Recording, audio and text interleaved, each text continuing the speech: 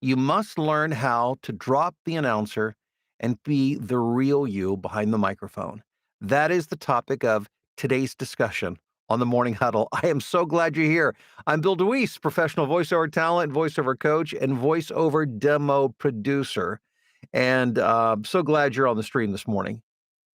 Not long ago, I was talking with a friend who was making the transition from broadcasting, from radio into voiceover. And I've got a lot of friends who come that route. And I understand that route because that was the route, I spent the first 24 years of my career in broadcasting. So it's something I understand.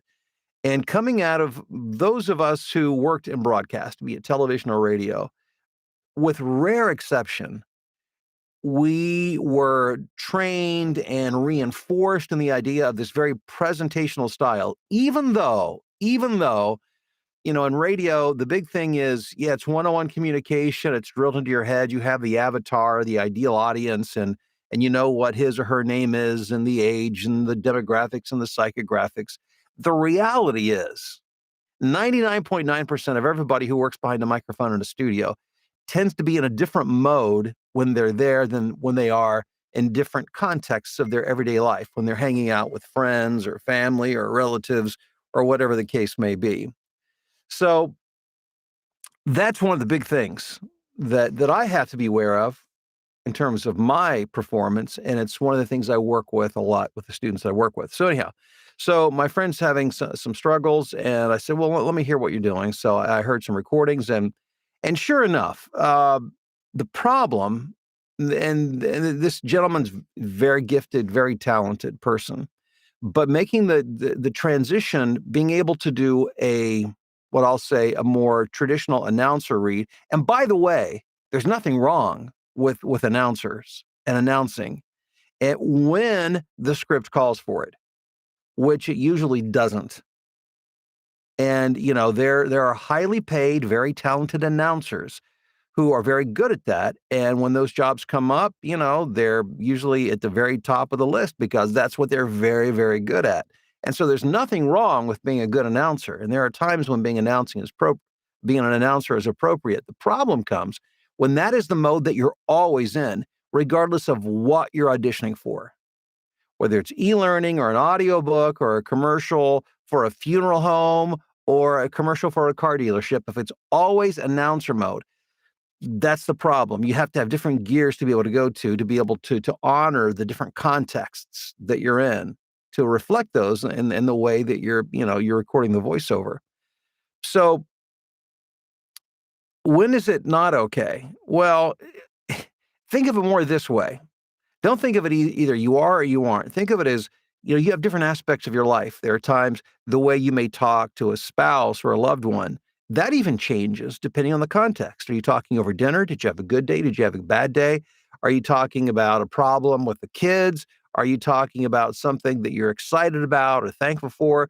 Or were you recently deeply hurt by somebody and you're sharing that? Are you angry? Are you in a car in the middle of traffic and the guy in front of you just cut you off? We respond and react in different ways all throughout the day. So that's the first thing you have to understand. The way our personality expresses itself in 100 different ways throughout the course of the day.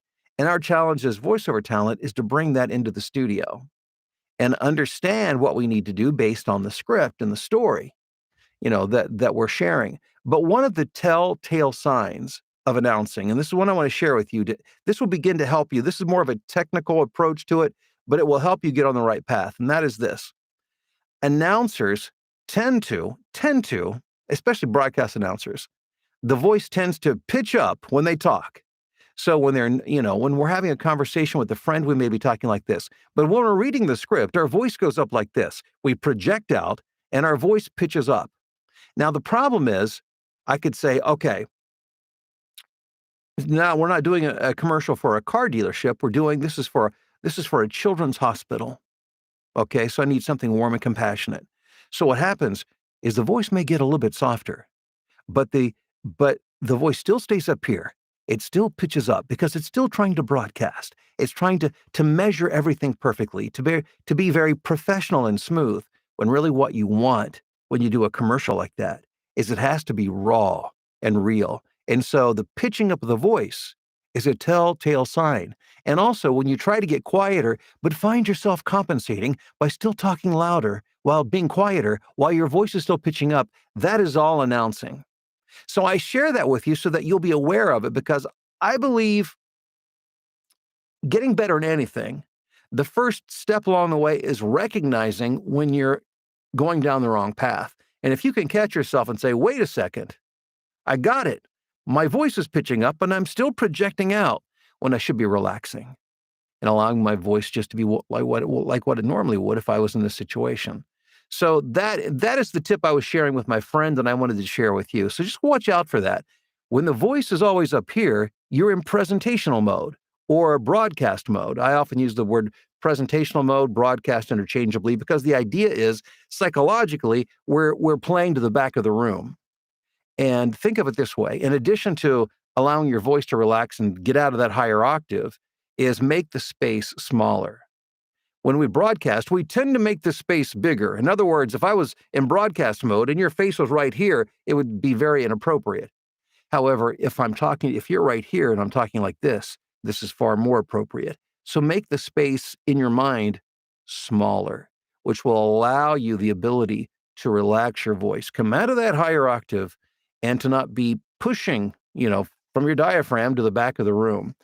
So it's just a little tool, a little strategy that you can use to get out of announcer mode and into more conversational mode. And I understand there's 1,000 different variations of conversational.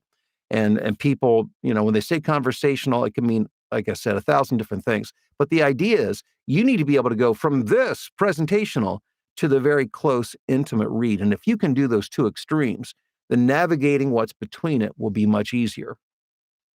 And as I mentioned before, I'm going to be teaching a class, a full-blown live event, 90-minute class on this, on how to self-direct and get your best read when you're in the studio by yourself. And I'm going to be doing that on March the 21st. That's Tuesday. I launch registration for the class this coming Monday. In other words, you can't register right now, but you can beginning this Monday, March the 13th. Now, the thing is, I only allow 100 people in a class. And the reason for that is because we allow plenty of time for interaction and back and forth. And it's hard to it's hard to do that if you allow too many people in the class. So it's only for the first 100 people that register. Again, we launch Monday, the ability to register. So I wanted to, as a member of our morning get together here, the morning huddle, I wanted to make sure that you were aware of that. And by the way, let me just also mention, if you're not in my voiceover blueprint, and I know many of you are, and I'm thrilled and I'm so grateful you are, and I'm excited to be on this journey with you. But if you're not, make sure you go in the description below and click the link, get all the details.